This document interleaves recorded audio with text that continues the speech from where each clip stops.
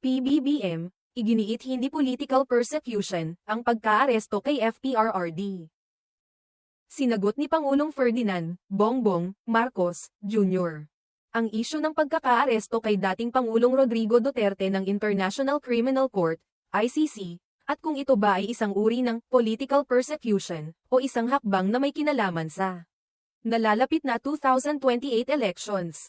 Sa isang press conference na ginanap sa Kalayaan Hall ng Malacanang Palace nitong Martes ng gabi.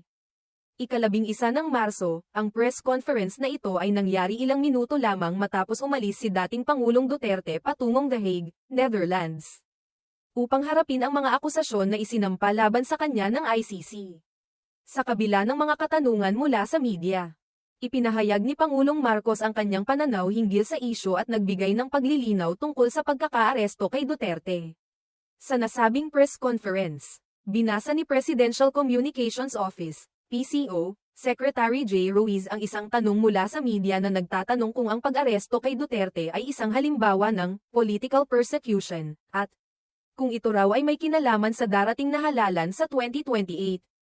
Bilang sagot, tumaas ang mga kilay ni Pangulong Marcos at mariing sinabi, "I'm sure sasabihin nila yan, but this case started in 2017, when we were still members of the ICC. And it was during the time of former President Duterte." Ayon sa Pangulo, ang kaso laban kay Duterte ay nagsimula pa noong 2017. Panahon pa ng Administrasyong Duterte at kasalukuyan pang kasapi ang Pilipinas sa International Criminal Court noong panahong iyon. Ipinunto ni Pangulong Marcos na walang kinalaman sa kanya ang mga pangyayaring iyon, dahil siya ay hindi pa nahahalal bilang Pangulo ng bansa sa oras na iyon. "So I don't see how that can be political persecution on my part because it was initiated before I even came into the picture," dagdag pa niya. Ang pahayag na ito ni Pangulong Marcos ay naglalayong linawin na ang kaso laban kay dating Pangulong Duterte ay isang legal na proseso na nagsimula bago siya pumasok sa posisyon ng pagkapangulo. Ayon sa kanya, walang kinalaman ang kanyang administrasyon sa pag-uusig kay Duterte dahil ang mga hakbang na ito ay ginawa noong wala pa siya sa pwesto.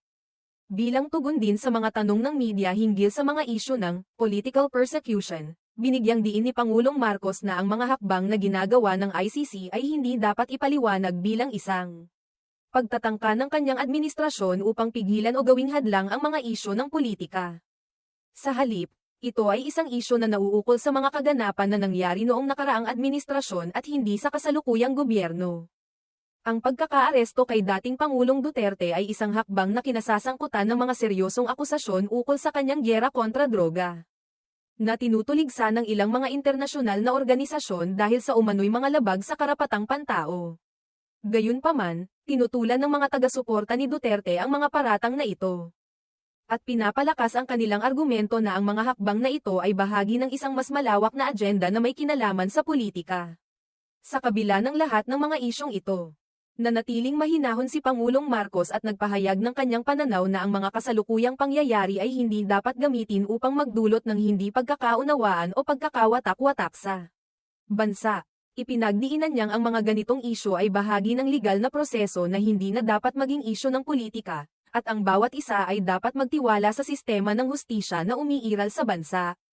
Sa kabuuan, ang pahayag ni Pangulong Marcos ay nagpapakita ng kanyang layuning linawin ang isyu ng pagkakaaresto kay dating Pangulong Duterte, at ilayo ito sa mga alegasyon ng political persecution. Ayon sa Pangulo, ang mga hakbang na ito ay hindi personal na isyu laban sa kanyang administrasyon kundi bahagi lamang ng isang masalimuot na legal na proseso na nagsimula pa noong nakaraang administrasyon.